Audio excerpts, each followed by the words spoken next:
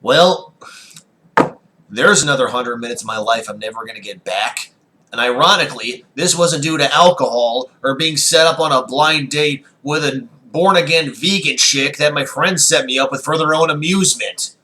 I just spent the past hour and a half watching Tyler Perry Saving Christmas, otherwise known as Madea Christmas. Obviously, due to the scenery and the lack of Greg, I'm flying solo on this one. Well, A, I didn't want to subject him to this round of torture, and B, I have a good friend of mine for this. Basil Hayden's. I never thought I would see a movie that was as bad as Kirk Cameron Saving Christmas, but then my friend, the same one who sent me Ninja Champion, decided he didn't like the movie I sent him. Violent shit. No, really, that's the name of the movie. So he sent me this piece of filth in retaliation. You know what? The gloves have come off, and you're getting the Green Inferno next. I know to expect the fact that a Tyler Perry movie is just naturally bad. I get that. I just didn't think it was going to be as bad as this. I thought it was going to be like Ninja Champion or anything that Godfrey Ho released, that it's so bad it's hilarious. No, I think I laughed maybe twice. And I think at that point I was just desperate to let some hot air out that wasn't being released from Tyler Perry. So, Tyler Perry Saving Christmas, like most Tyler Perry films, are so convoluted and just so poorly done that it makes Marlon Wayans look like he belongs in the Oscars instead of the Golden Raspberries.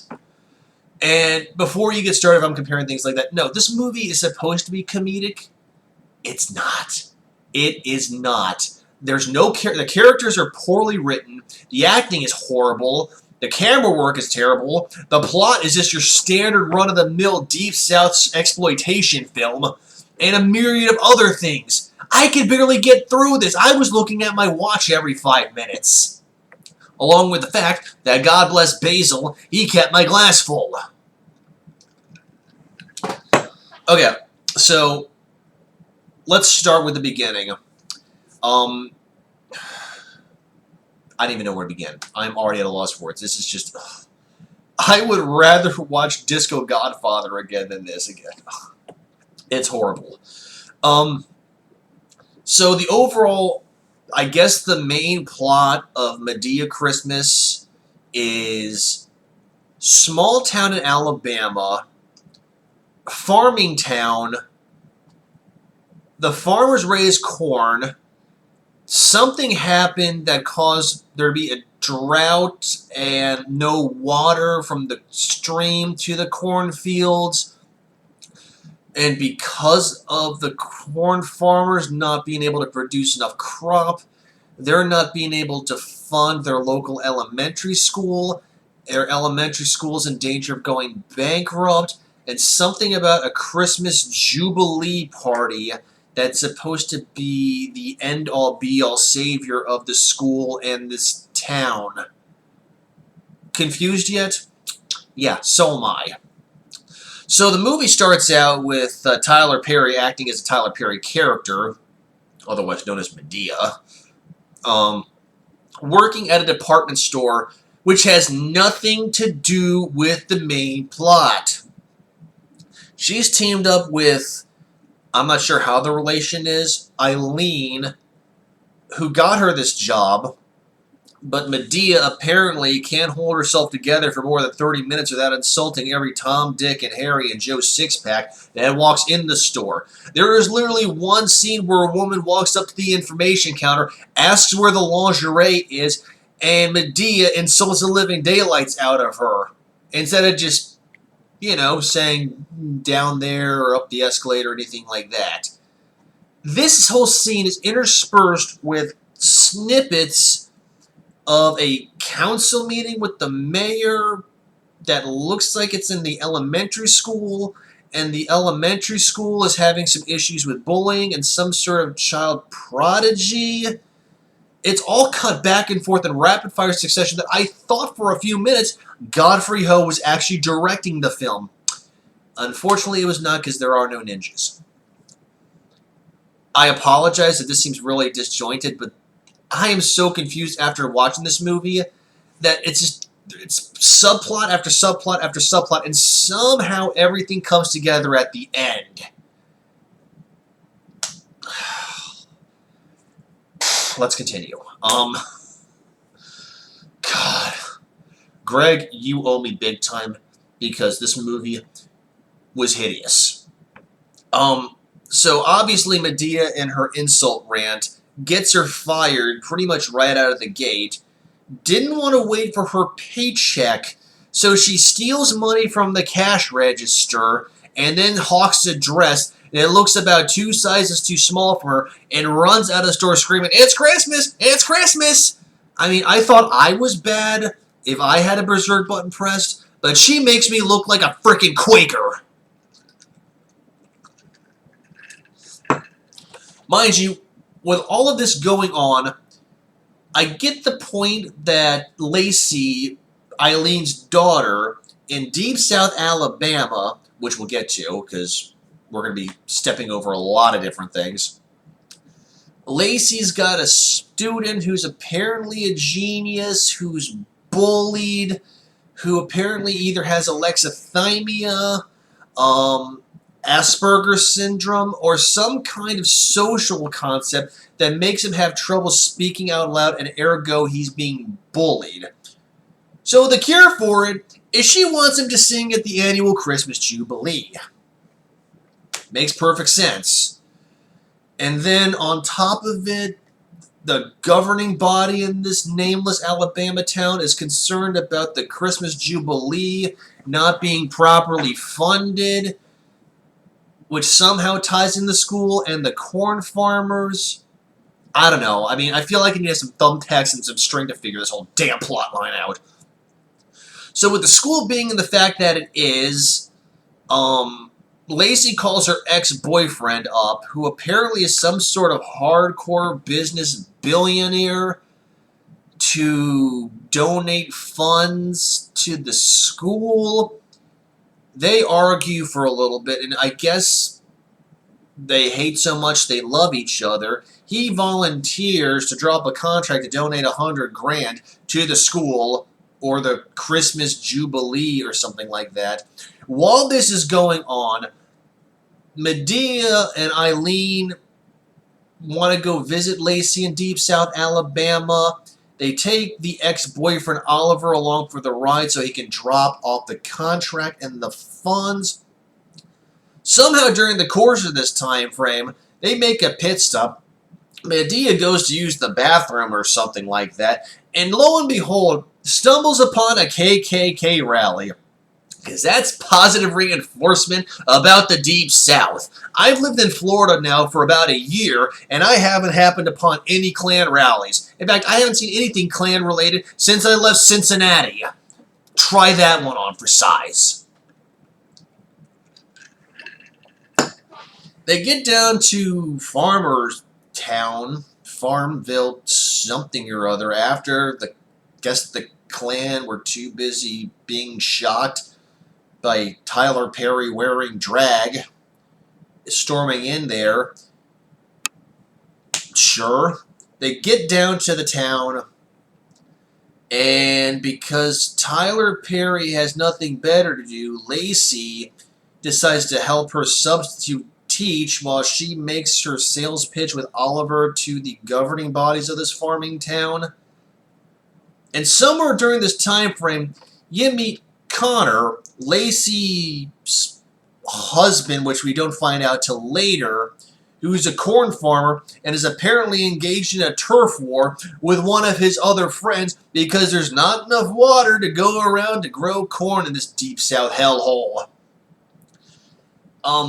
I can't give away too much, but long story short, amidst all the Madea shenanigans, and somewhere during the course, you meet Connor's parents, who the father is played by none other than Larry the Cable Guy, who's playing a Larry the Cable Guy character who just makes me want to choke him more than anything else that I can think about.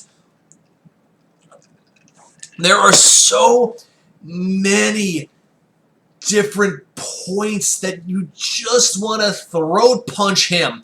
I mean, I get the fact that Deep South is sometimes being pegged as being rednecky, like the rest of this country, but Larry the Cable Guy just drives it home, and he's not even from the South. Now, pay in mind, he didn't say get her done, but as if he had to give an homage to Prilosec, he does.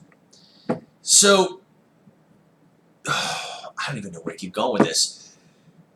Okay, we'll go back to that subplot later. Long story short, Oliver donates $100,000 to save the Christmas Jubilee, which is somehow supposed to save the school from going under, which is supposed to save the town whose primary concept of commerce comes from the corn farmers. And I guess either spite or the fact that maybe he's not religious.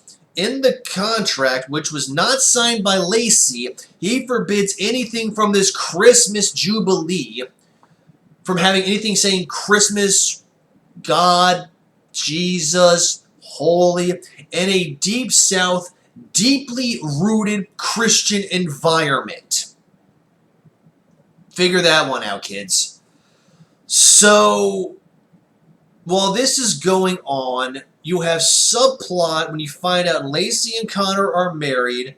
Lacey's mother, Eileen, is racist against white people. Connor's parents are as rednecky as it comes. And Medea's Madea. There is literally one scene where Larry, the Cable Guy, and his wife, I don't even remember their names because that's how static they are. I think it's Buddy and Kim. Sure. Want to do a little sexy role play? That somehow involves draping a sheet over the top of the wife's head. And I think I zoned out at this point, or I went over to refill my glass of booze. Eileen walks in on them and all of a sudden decides that they're Klan because they're white. And then just to flip it, Eileen cuts down a tree in one scene in Lacey's front yard to use as a Christmas tree, and it turns out it's Mr. and Mrs. White Redneck's tree planted in Lacey's front yard to honor their dead father or mother? Sure. Which turns into this battle royale between Eileen and Redneck 1, Redneck 2, and none of them are unbeknownst to the fact that Lacey and Connor are married, despite the fact they both have wedding bands on their left hands. I could go on for hours, but I don't think YouTube's going to let me drone on about how bad this movie was, so let's just go straight to the characters. Madea is a bully, a blatant misanthrope against everybody that doesn't agree with her, loud, obnoxious. She makes Lope Dog from Don't Be a Menace to South Central while drinking your juice in the hood look like a priest. You have Eileen, who is hyper-racist against white people because apparently, as she told Lacey, her father was stabbed by a white man when it turns out that he ran away with a white woman after Lacey was born. And apparently they gloss over all of this to keep talking about the central conflict between black and white, as opposed to the fact that Lacey's not even stunned that her father is still alive. You have the anti-religious sentiment with Oliver's character and the big bad, who might as well have been played by Kevin O'Leary by how much of a dick he was. Then you have Connor and Lacey being the straight people just trying to live out their life. Lacey as a teacher, Connor as a corn farmer who kind of doubles as a mad scientist. In fact, he could have made a really good role in Breaking Bad with his little chemistry, but we'll get to that. I lost myself. I'm used to convoluted plots, but I couldn't get past this. It just was so poorly executed. And throughout all of this, you have comments about cancer, heart attacks, the Klan, small town corn farmers, rednecks. It was just a potpourri of bad. I'm ready to start watching Disco Godfather after this. I just give me some kind of saving grace to make this movie, maybe say this movie says, I've seen worse. No. Like, anyway, so towards the end, after conflict and resolution between Lacey, Eileen on one side, Larry and his wife, when they're not telling racist jokes about the two rabbis and the black person, make this resolution with each other to stop hating on each other, I think, go to the Christmas Jubilee, where it's discovered that Oliver's business, who donated $100,000, built the dam that dried up the creek bed that caused the problems with the corn farmers. And interspersed with all of this are some horrible one-liners, like, ain't nobody got time for that. Where Lacey makes a comment saying that thanks to the donations from this big business that my ex-boyfriend Oliver did, I'm going to stick it to him and make sure that in the contract, they're going to make sure X amount of water flows through the town to save the corn farmers, which was never explained beforehand. And somewhere during the course of this, she gets fired even though she didn't sign the contract. Sure, at the tail end, you have this kid, the socially awkward person who makes me look like the gift of game, and that's saying a lot, sings a song for Christmas while after talking about Christmas, Jesus, birth of Christ, everything religious that was forbade from that. And I'm getting ahead of myself again because we're still talking about the characters. There's nothing to talk about.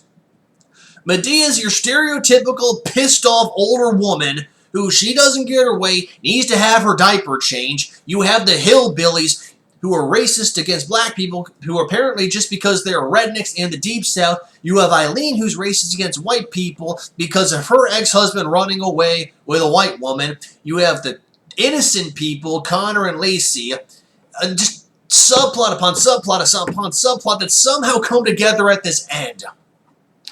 I can't get my head wrapped around this. It's that bad. Tyler Perry, stop making movies. It should have stopped after you did The Diary of a Mad Black Woman. But no, like any disease, you keep releasing these things and you make Michael Bay look like an Oscar winner. Yes, I would rather see Transformers 3 again than watch this pile of garbage. I can't get my head wrapped around it. It is... I'm sorry, Basil. I did not mean to subject you to this. But I needed a wingman to help get me through this horrible, poor excuse for a movie. Yeah. I got nothing. I'm going to go back to my TV, pop in My Cousin Vinny, and watch something funny, or watch Band of Brothers, and watch people shoot each other, and pretend I'm watching Tyler Perry get shot from afar across that stone. So on that positive note, we got a couple of movies coming up. Greg will be back in the picture soon enough. We got a couple of other friends possibly entering the scene to subject themselves to video torture with me, or video paradise. Either way, hope you like profiting from my torture for the past 100 minutes. I'm going to go shove my head in the oven. Have a good night. Peace.